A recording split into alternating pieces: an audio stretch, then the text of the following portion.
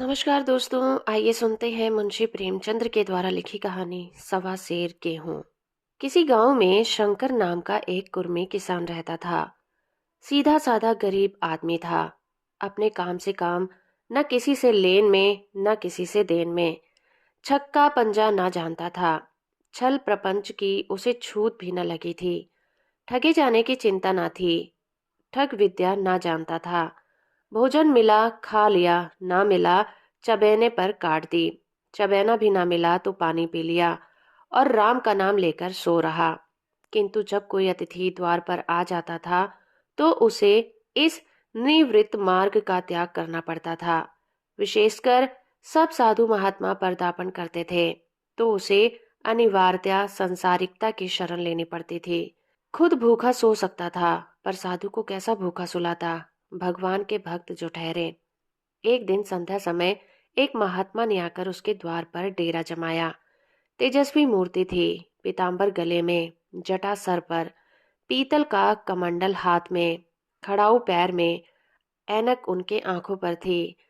संपूर्ण वेश उन महात्माओं का सा था जो रईसों के प्रसादों में तपस्या, हवा गाड़ियों पर देव स्थानों की परिक्रमा और योग सिद्धि प्राप्त करने के लिए रुचिकर भोजन करते हैं। घर में जौ का आटा था, वह उन्हें कैसे खिलाता। प्राचीन काल में जौ चाहे जो कुछ महत्व रहा हो, पर वर्तमान युग में जौ का भोजन सिद्ध पुरुषों के लिए दुष्पाच्य होता है।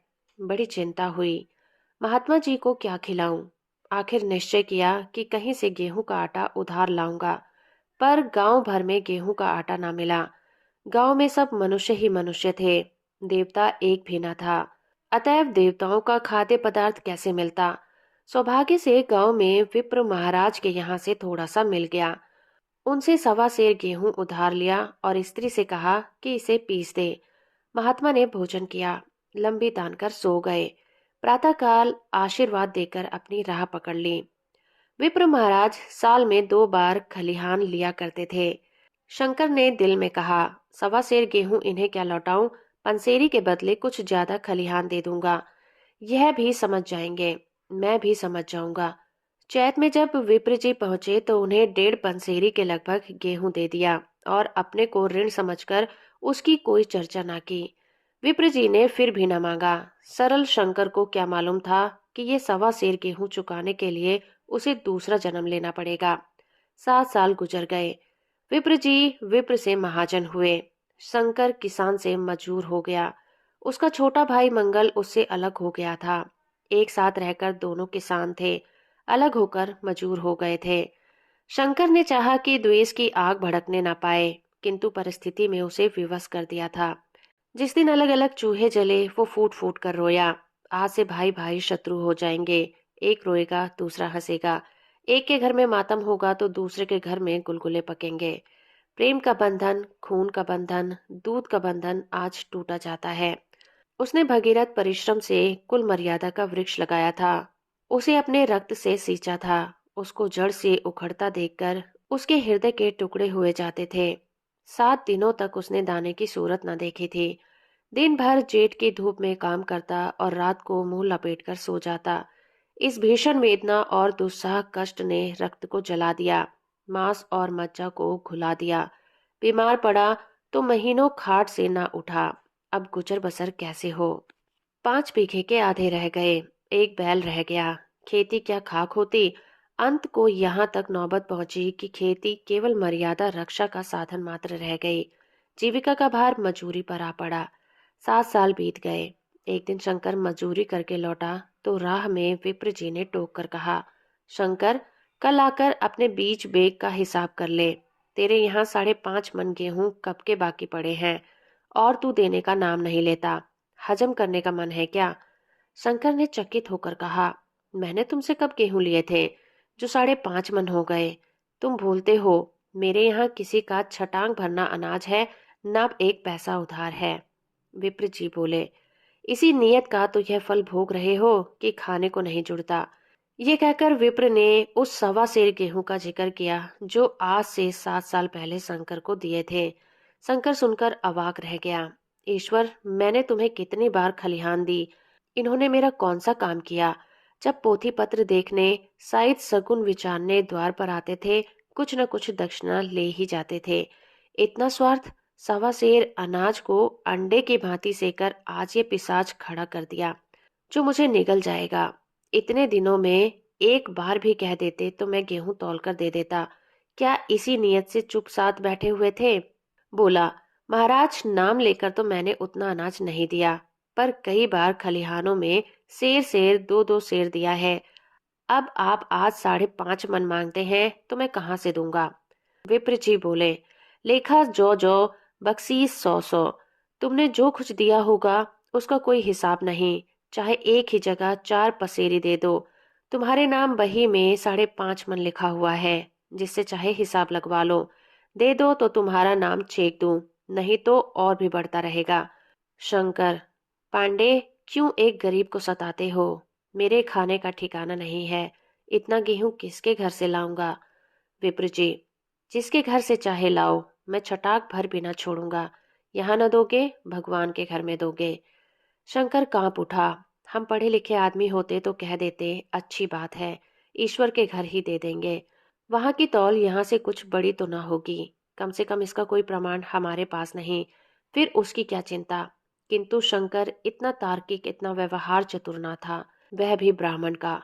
वही में नाम रह गया तो सीधे नरक में जाऊंगा। इस ख्याल ही से उसे रोमांच हो गया। बोला, महाराज, तुम्हारा जितना होगा यही दूंगा, ईश्वर के यहाँ क्यों दूं?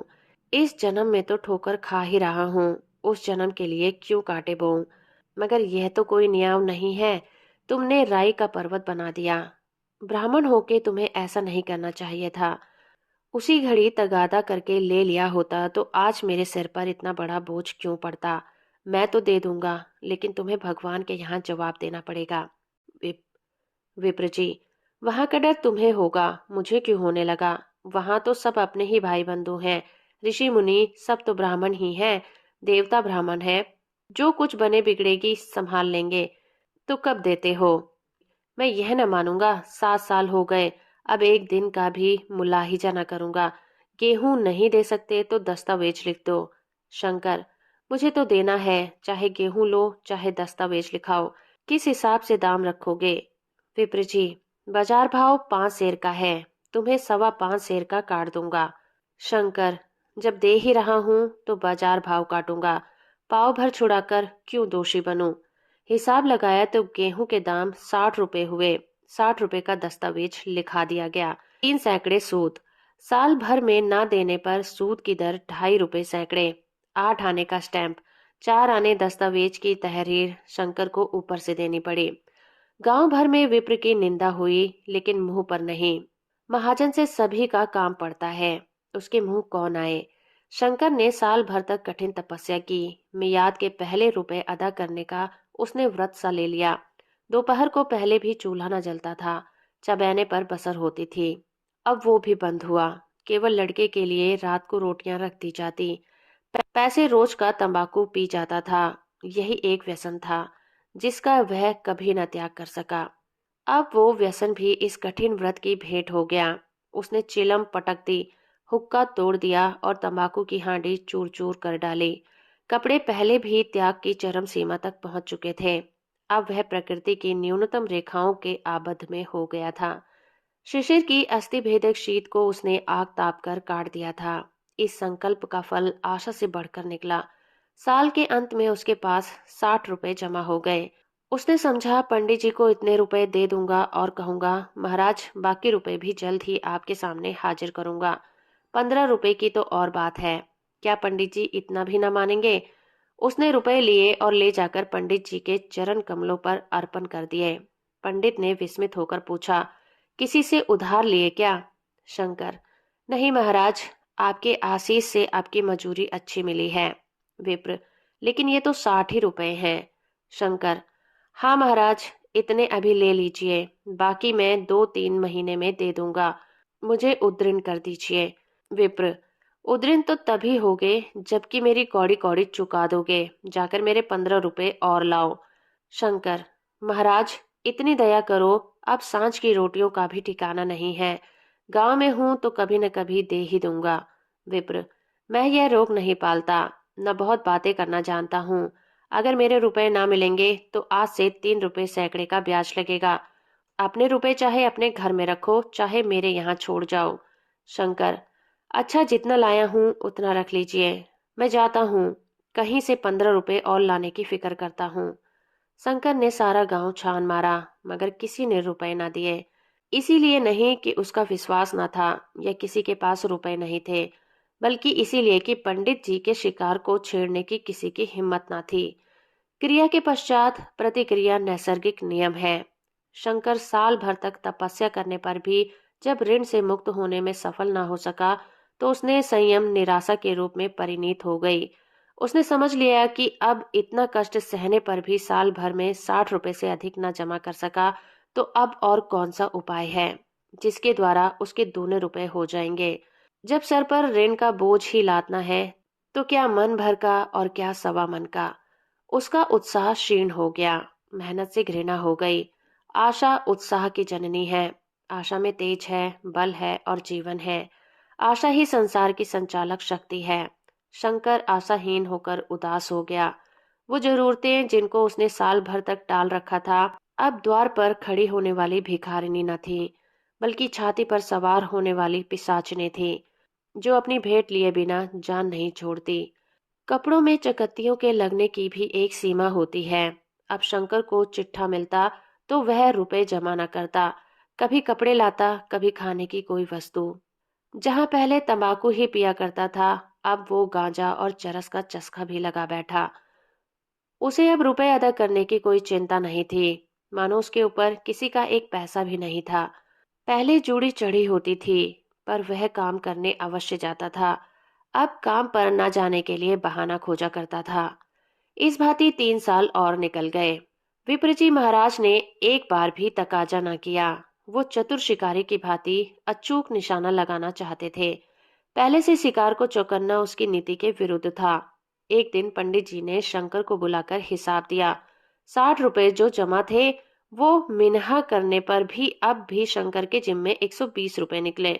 शंकर, इतने रुपए तो उसी जन्म में दूंगा, इस जन्म में नहीं हो सकते।